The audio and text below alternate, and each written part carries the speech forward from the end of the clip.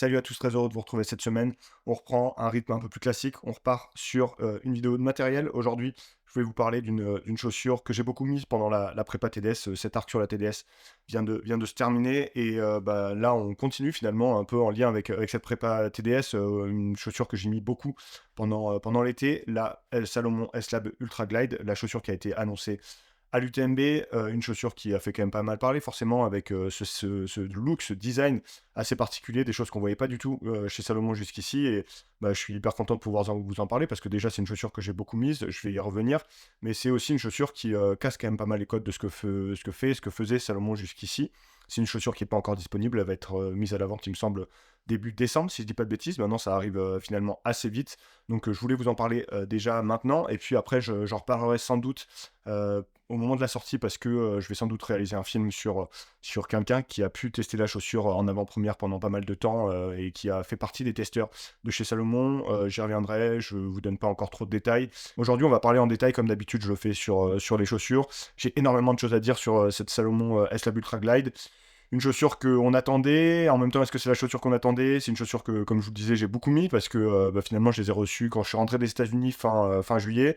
Et ensuite, j'ai dû faire à peu près 250 km pendant la prépa TDS avec cette chaussure. Dès que j'ai eu les Tectonix 3, forcément, j'ai couru avec les Tectonix 3 parce que c'était la chaussure que j'allais mettre pendant la TDS, donc j'avais besoin de m'y faire. Mais donc, c'est quand même une chaussure que j'ai beaucoup mise, surtout sur des sorties longues, hein, de 40 km ou plus. Ici dans le Beaufortin principalement, avec des chemins assez variés, hein, comme on a ici dans le Beaufortin, à la fois du petit chemin de montagne tranquille, joueur, mais pas forcément trop technique, c'est souvent raide par ici, mais par ailleurs aussi du chemin très caillouteux, beaucoup plus technique. Donc voilà, je pense que j'ai un très bon aperçu de la chaussure.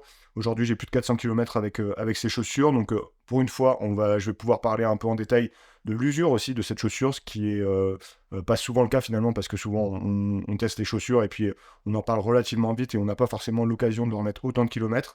Si j'ai mis autant de kilomètres à cette chaussure aussi vite, c'est vous verrez qu'il y a quand même une bonne raison à ça, mais je vais revenir sur tout ça en détail. S-Lab Ultra Glide, on reprend le nom de l'Ultra Glide, une chaussure que vous connaissez maintenant pas mal, qui a eu quand même beaucoup de succès aussi chez Salomon, une chaussure qui a amené pas mal d'amortis, c'était une chaussure de gamme, relativement abordable, il me semble, au moment de sa sortie, elle devait être autour de 140, 150 euros, je pense que c'est toujours plus ou moins le cas aujourd'hui.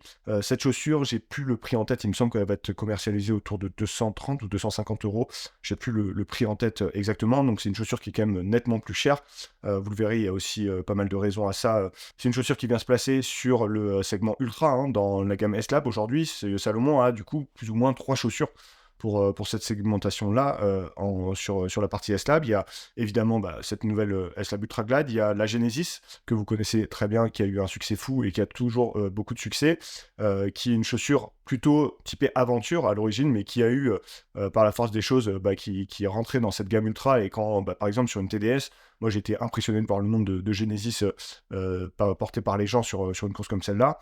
Et puis il y a ici évidemment la chaussure de François, je sais plus comment elle s'appelle, la S-Lab Ultra, il me semble, quelque chose comme ça.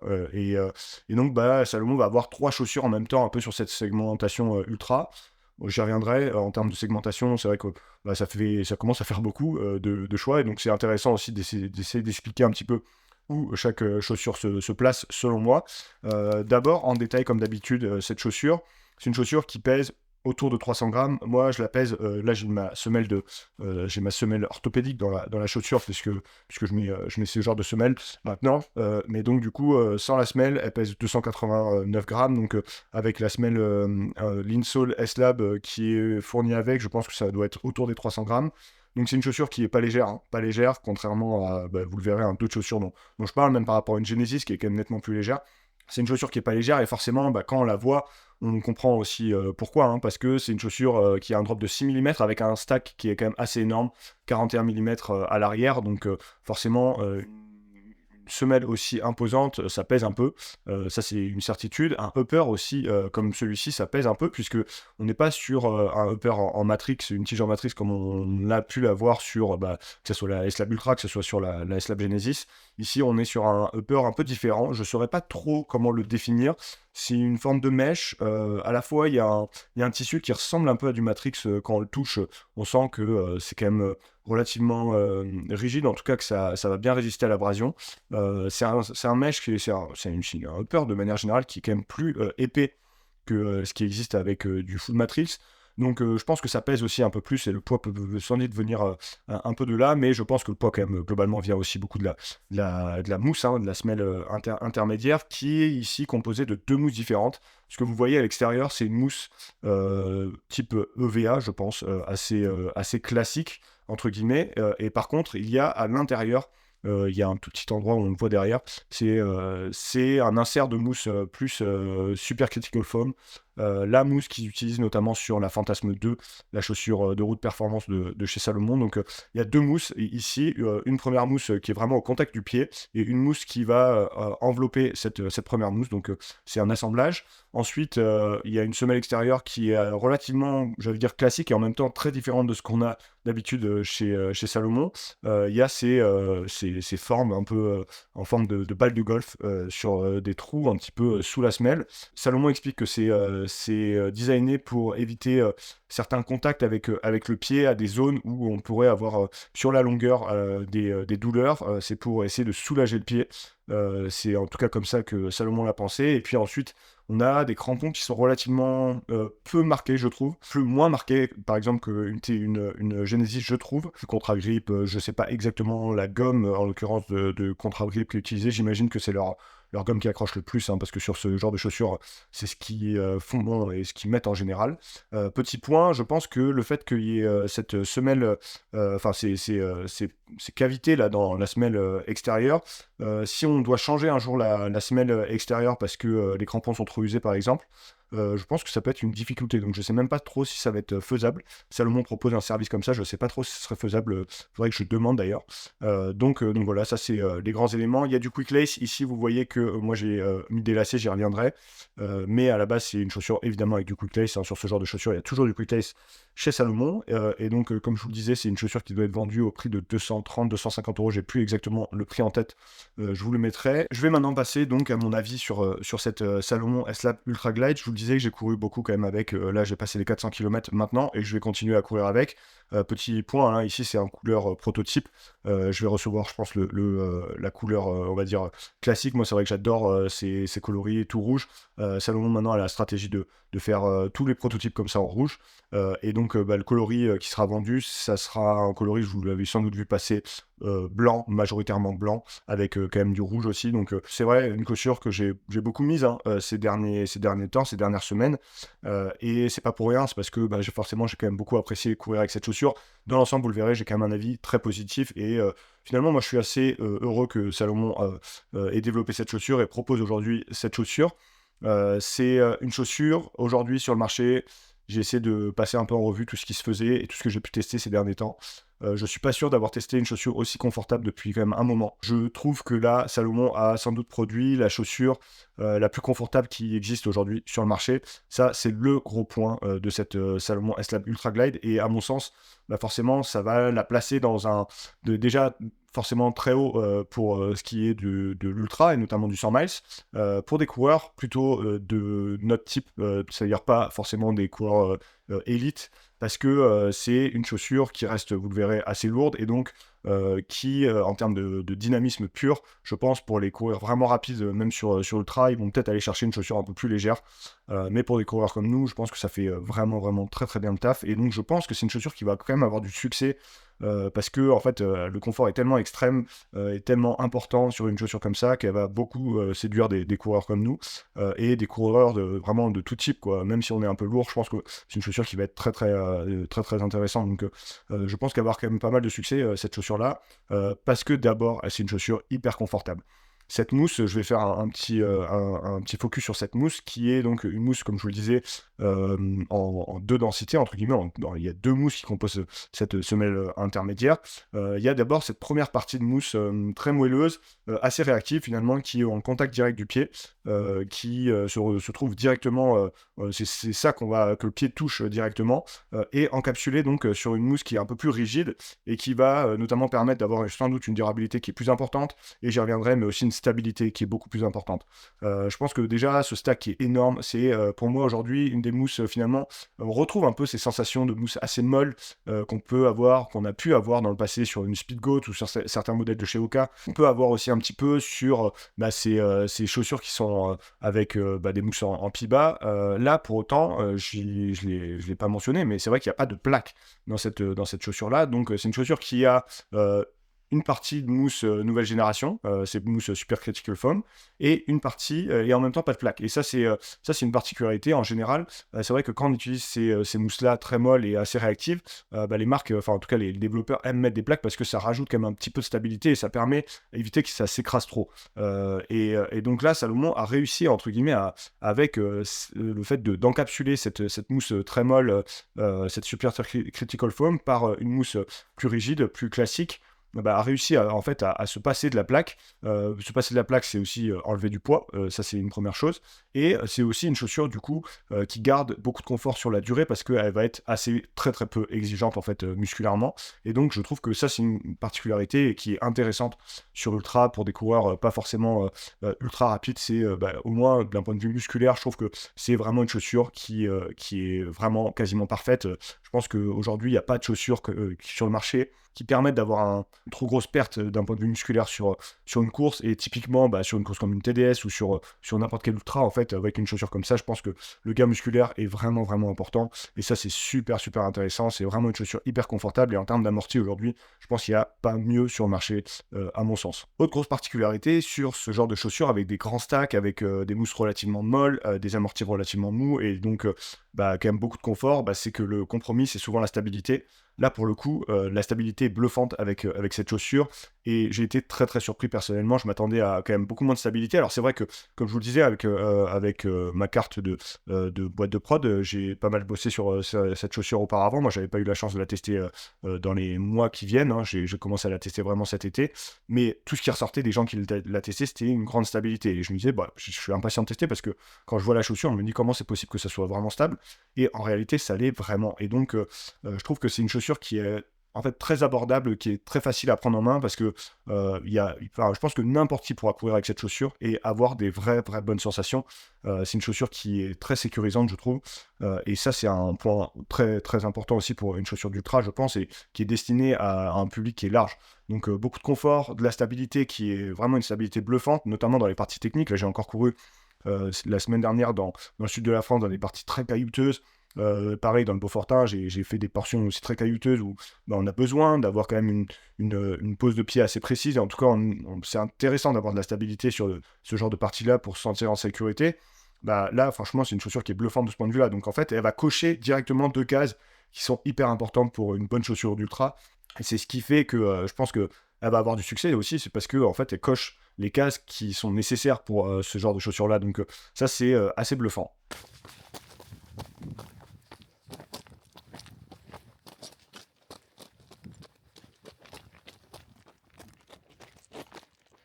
Bon vous voyez, ça fait quelques jours là que je suis dans le sud de la France à courir avec cette Ultra Guide dans la caillasse, bien connue ici, notamment autour du Pic-Saint-Loup. Pour ceux qui connaissent, c'est honnêtement vraiment bluffé par la stabilité sur ces terrains, malgré le stack. L'avantage aussi sur ces terrains rocailleux, c'est que ça protège vraiment bien le pied. Donc honnêtement, on a assez bluffé de la stabilité encore une fois. C'est assez impressionnant pour une chaussure avec ce stack et avec ce confort. Sur ce point, sur cette segmentation-là précise, hein, je pense qu'il y a des chaussures, typiquement, je vous ai beaucoup parlé aussi de la Tectonix 3 ces derniers temps, forcément que je l'ai mise à la TDS. Je pense que la Tectonix 3 est une chaussure plus performante, si on parle vraiment de la performance, et j'y reviendrai.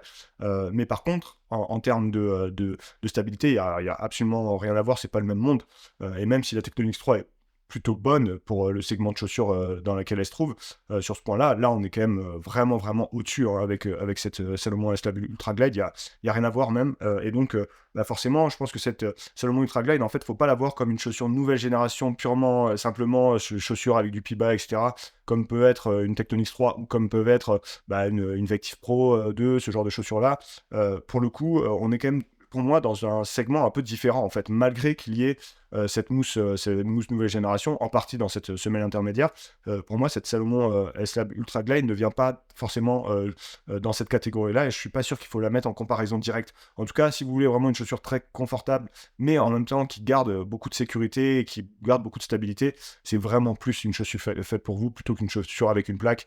Comme on peut en connaître maintenant pas mal sur le marché. Donc ça, c'est quand même un vrai point à prendre en compte.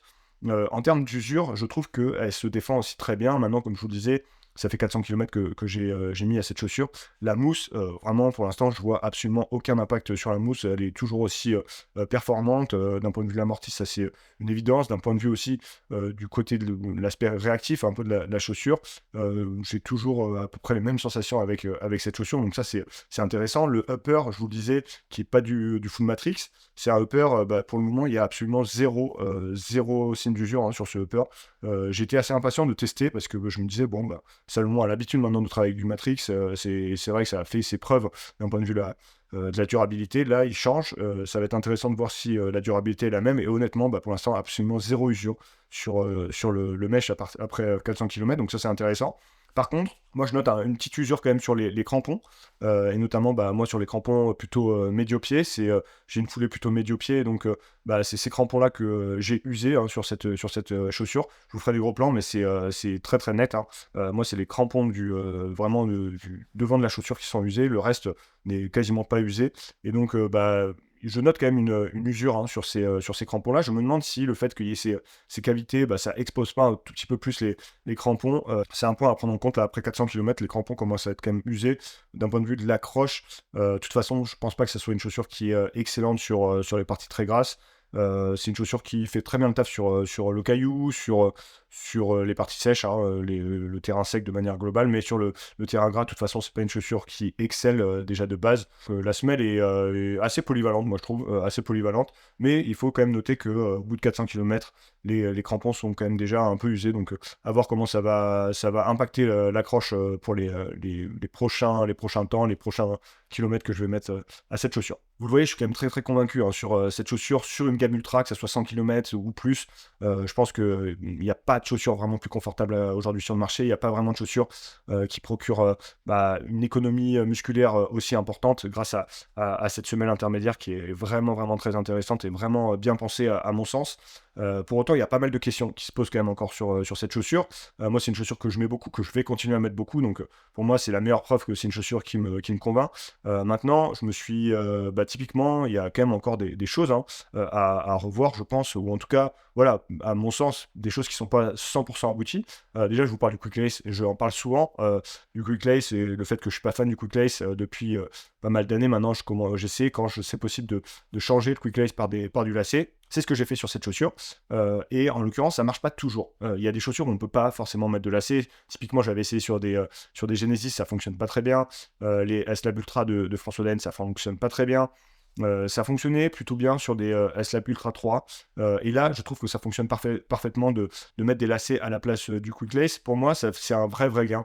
Ce changement-là, et si vous achetez un jour cette chaussure, honnêtement, moi je vous conseille d'essayer de faire ça. Pourquoi? Parce que moi je trouve que le Quick Lace sur cette chaussure, qui est un fit assez large, ça je l'ai pas mentionné, mais c'est vrai que Salomon casse les codes avec la chaussure de manière générale, et notamment aussi sur ce fit qui est relativement large pour les gens qui ont des pieds larges et qui ont jusqu'à présent pas trop voulu mettre des Salomon. Bah là, je pense que vous avez une chaussure qui va vous convenir. Pour moi, c'est même un peu trop large. Mais voilà, ça va vraiment dans cette dynamique de proposer une chaussure très confortable où on a la place, etc. Et là, le fit est quand même vraiment large, je trouve. Forcément, avec un Quick Lace, moi, j'ai créé vraiment des points de compression à certains endroits qui étaient vraiment pas très agréables, je trouve. Et je trouve qu'on sert toujours assez mal, finalement, la chaussure avec du Quick Lace. Là, avec des lacets, je trouve que c'est beaucoup plus réparti. Le pied est globalement mieux tenu dans la chaussure, à mon sens. Et notamment sur un fit large comme ça, c'est important. Donc, vraiment, je vous conseille de passer sur des lacets si vous achetez cette chaussure. Moi, en tout cas, c'est le choix que j'ai fait. Je vous ai pas parlé encore du dynamisme de la chaussure et pour cause, c'est une chaussure qui est quand même relativement lourde, hein. Je vous disais que finalement, on a encore vu peu d'athlètes. Il y a Thibaut Barognan qui l'a mis après Courmayeur sur l'UTMB. Il y a Martina Valmasseux qui court beaucoup, beaucoup avec cette chaussure. Mais il y a encore peu d'athlètes chez Salomon qui l'ont mise sur Ultra. Et je pense que pour eux, c'est une chaussure qui est encore un peu lourde. C'est peut-être pour ça qu'ils la mettent pas. Pour autant, bah, pour nous, je pense que c'est un peu moins un problème.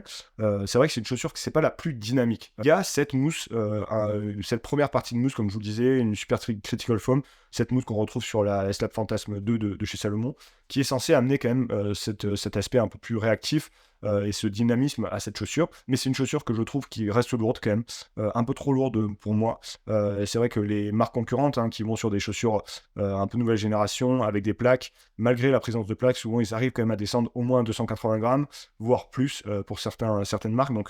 Donc c'est vrai que pour moi cette chaussure est un peu lourde. Maintenant, si on la prend dans voilà, chaussures d'ultra, chaussures longue distance, etc., finalement le poids peut être assez négligeable mais c'est un point quand même à prendre en compte. Il y a aujourd'hui des chaussures plus dynamiques sur le marché, c'est évident, même sur cette gamme ultra, et une Tectonic 3 que j'ai mis à la TDS, et une chaussure nettement plus dynamique, ça c'est une évidence, donc voilà, faut quand même garder ça en tête. C'est donc du coup une chaussure, à mon sens, en termes sur la compétition pure, donc, un peu moins intéressant, je dirais, à amener sur des distances un peu plus courtes. Ça c'est aussi un autre point à prendre en compte. Voilà, faut quand même garder ça en tête. D'un point de vue de du dynamisme pur, je trouve pas que ce soit la meilleure chaussure. Est-ce qu'on demande ça à cette chaussure? Je sais pas, et c'est une bonne question quand même à se poser. La question maintenant que moi je me pose avec cette Salomon S-Lab Ultra Glide, c'est une chaussure qui est à mon sens très réussie pour le segment sur lequel elle va aller, et je pense qu'elle va avoir du succès encore une fois parce que il y a tellement de confort et il y a vraiment voilà, cet amorti global est vraiment très bon, donc je pense qu'elle va trouver son public, c'est à peu près sûr. D'ailleurs, un public peut-être un peu différent de ce qu'avait Salomon jusqu'à présent, et c'est peut-être aussi pour ça que Salomon est allé sur ce type de chaussures-là. Maintenant, dans la gamme, bah, c'est vrai que je me pose un petit peu la question de comment ça va être réorganisé par rapport à une Genesis, qui est une chaussure qui est sans doute plus à l'aise dans le technique, c'est même sûr, qui est plus précise, qui est plus légère aussi, donc qui est peut-être un petit peu plus performante, peut-être qu'on va avoir un peu plus envie d'amener sur voilà, des formats un petit peu plus courts aussi, malgré que ce soit des mousses qui soient un peu plus, un peu en tout cas, qui soient moins nouvelle génération.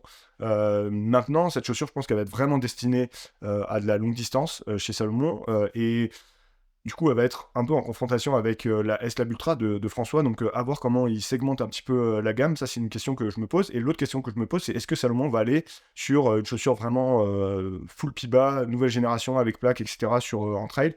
C'est quelque chose qu'ils n'ont pas pour le moment, et je me demande s'ils vont aller là-dessus. Est-ce qu'ils sont pas en train de prendre un peu de retard par rapport aux autres marques qui petit à petit sortent toutes les unes après les autres un modèle de ce type-là? Voilà, c'est des questions qu'on peut se poser.